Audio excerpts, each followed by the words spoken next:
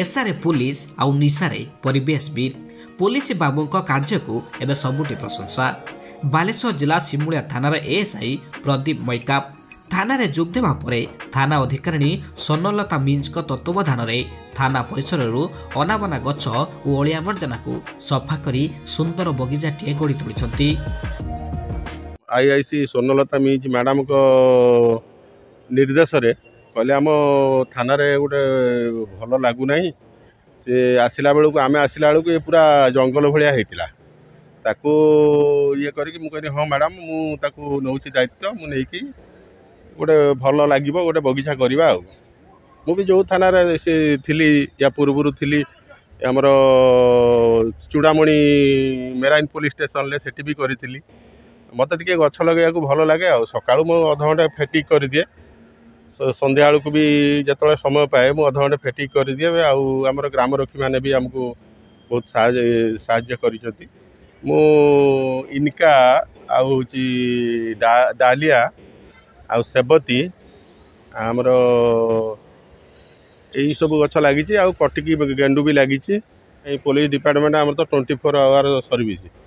तारी भितर सकाळू जिते आम उठिक मॉर्निंग वॉक करूँ मॉर्निंग वॉक कलापर आसिकी अध घंटे घंटे बगीचार समय मु दिए आउ सब बेले गछ को सब बेले चाहूँ गोटे गछ मूलर गोटे घास भी मुझे रखी दिए ना आउ गछ भल हबार कारण हूँ कौन मु जैविक तादिहर देइछि सब पिड़िया पिड़िया देकी ताकू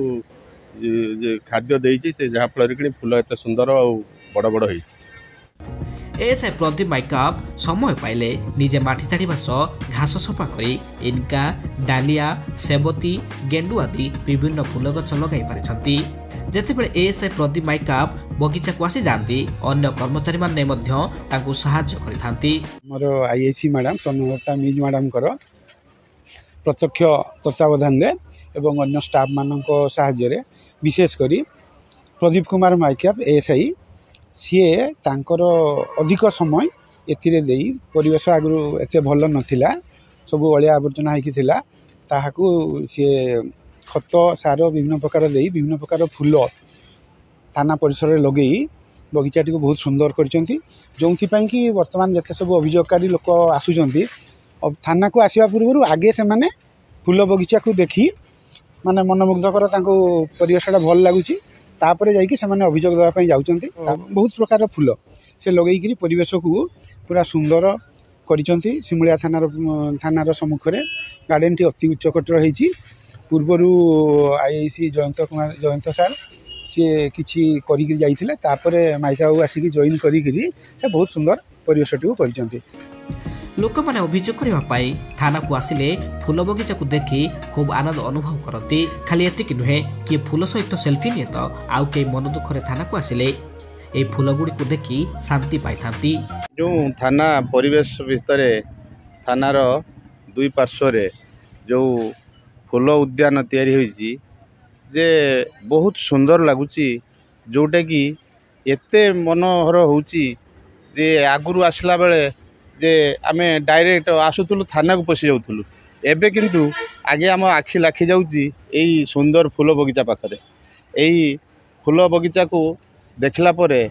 जे थाना को जो मैंने आसती कार किसी गोटे मानसिक अशांति थाए बा काहारी किसी गोटे पाटितुंड होता है कौन सी कारण नहीं आसती किंतु आगे ये फूल बगीचा को देखले आगे निजर आगे मानसिकतार किसी समय परिवर्तन हो समस्ते मु देखुची मु निजे प्लस जो मैंने लोक मैंने आसुँच मो आसवा समय मुझे देखुची आगे समस्ते आसी फूल बगीचा पाखे ठिया हो किए भी टी सेल्फी नौ तेणु से आमर ये थाना तरफ जो ये उद्यान तैयारी आमे जे आमर थानार समस्त सार मानू